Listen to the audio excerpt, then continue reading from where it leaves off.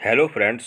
आज हम एनसीईआरटी के क्लास 6 के सामाजिक अध्ययन के प्रथम पाठ का विस्तार पूर्वक अध्ययन इस वीडियो के माध्यम से करने जा रहे हैं।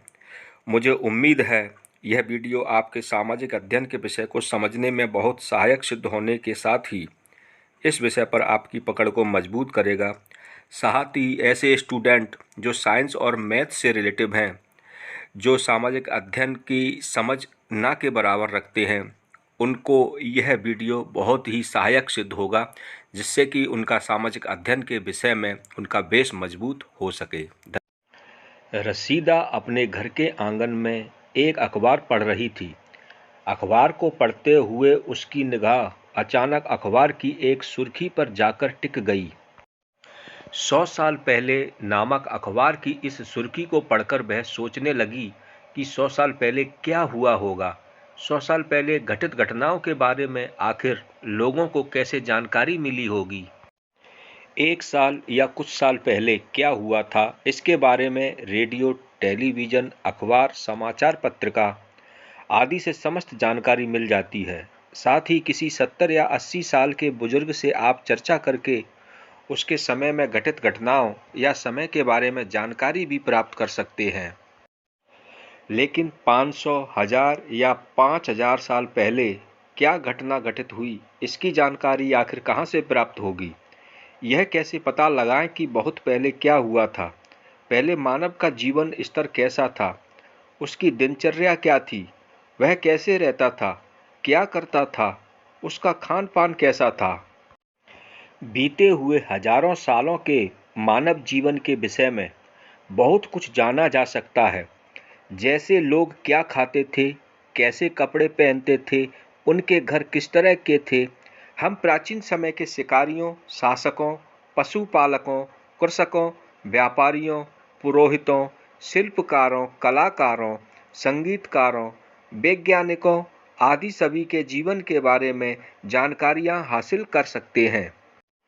साथ ही उस समय बच्चों के खिलौने, उनके खेल खेलने का तरीका, बच्चों द्वारा सुनी जाने वाली कहानियाँ, देखे जाने वाले नाटक तथा उस समय गाए जाने वाले गीतों को भी जान सकते हैं।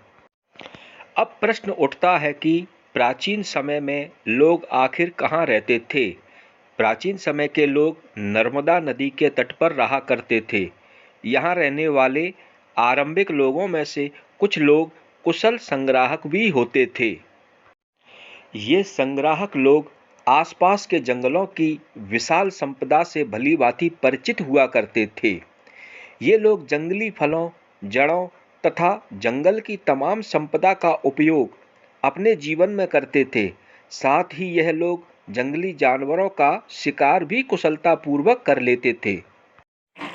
इस चित्र में नर्मदा नदी को दर्शाया गया है, जहां प्रारंभिक लोग रहा करते थे।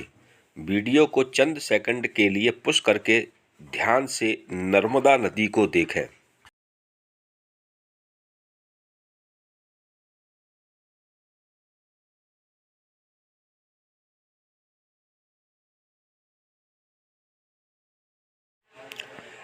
कई लाख वर्ष पहले से लोग इस नदी के तट पर रह रहे हैं।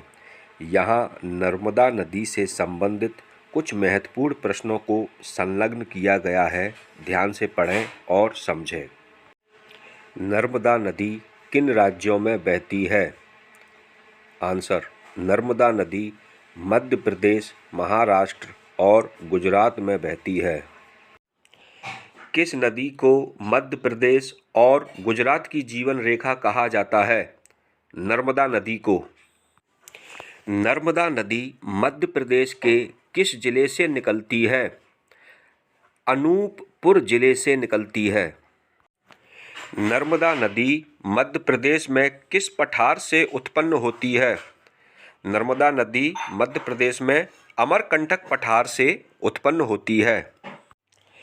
इस प्रथम पाठ के दूसरे भाग का नियमित अध्ययन करने के लिए इस चैनल को अभी सब्सक्राइब और लाइक करें तथा कमेंट में हमें अपने सुझावों से भी अवगत कराएं, जिससे इस विषय को इस वीडियो के माध्यम से और भी रोचक तथा बेहतर बनाया जा सके। धन्यवाद।